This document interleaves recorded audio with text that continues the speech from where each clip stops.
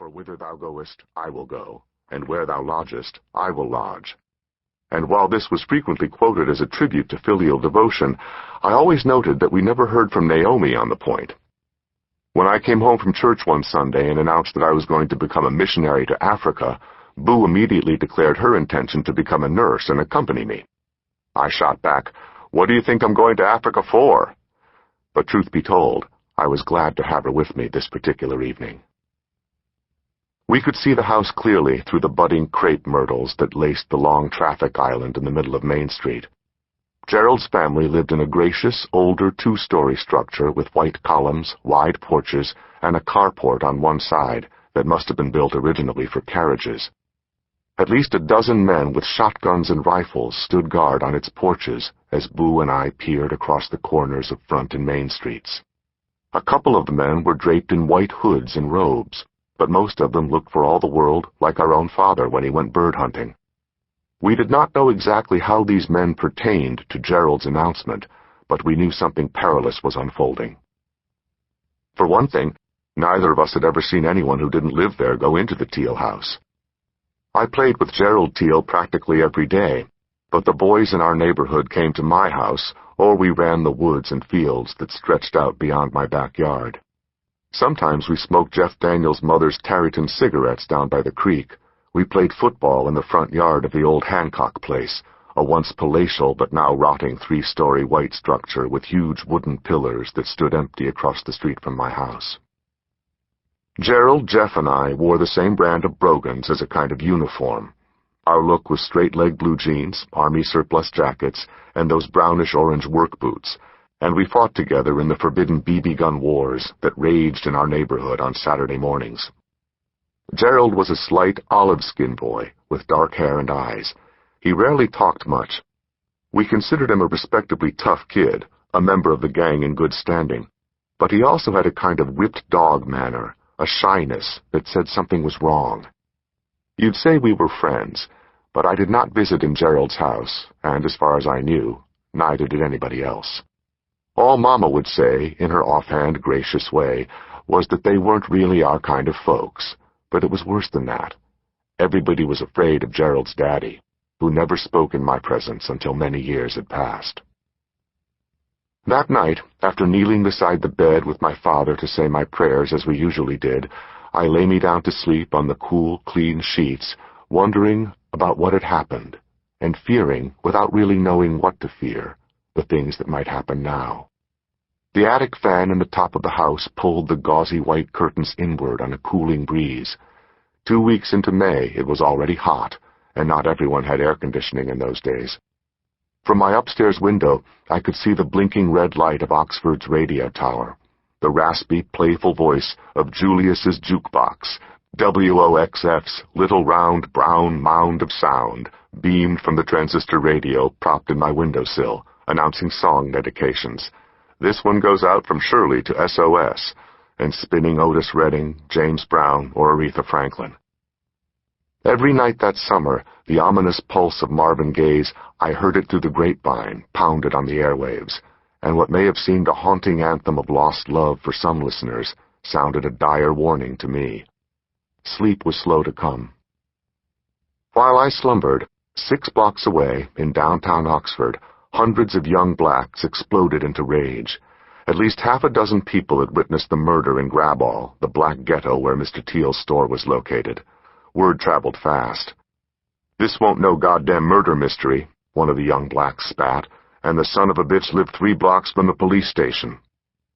Rumors flew through Oxford that the magistrate, J.C. Wheeler, refused to swear out a warrant against the Teels, and that the police were not planning to arrest anyone.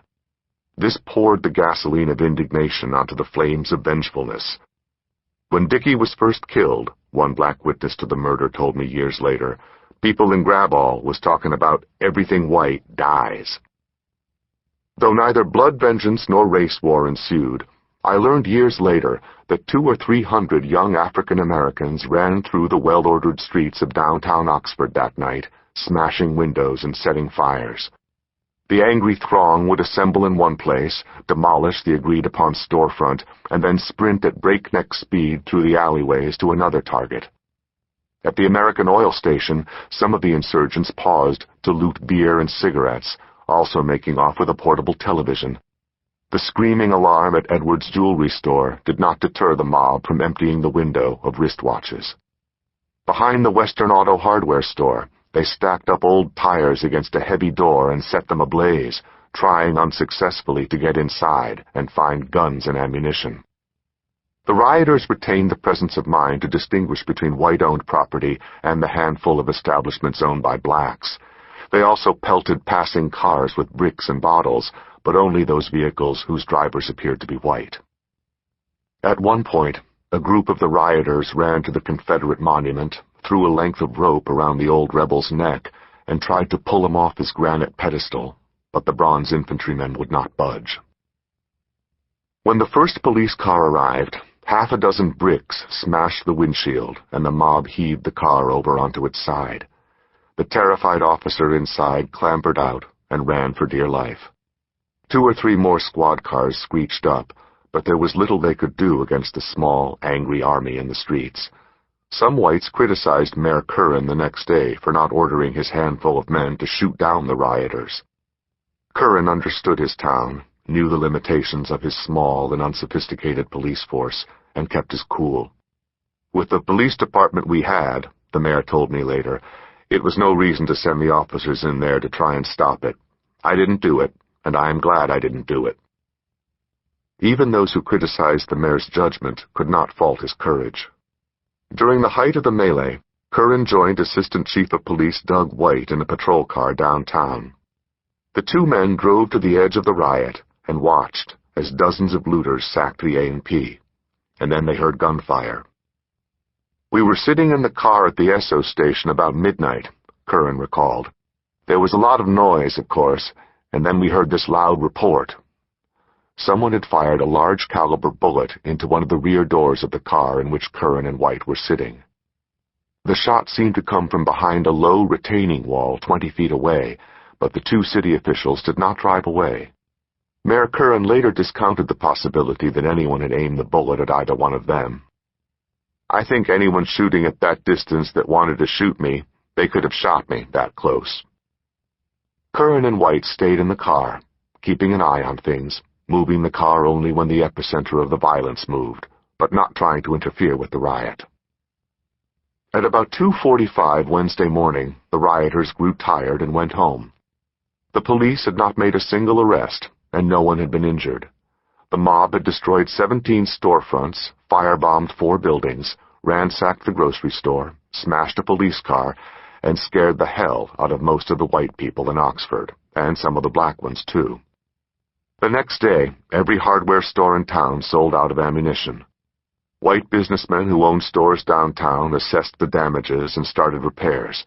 Many of them also moved cots to their stores, and some of them slept there for weeks, with shotguns across their laps.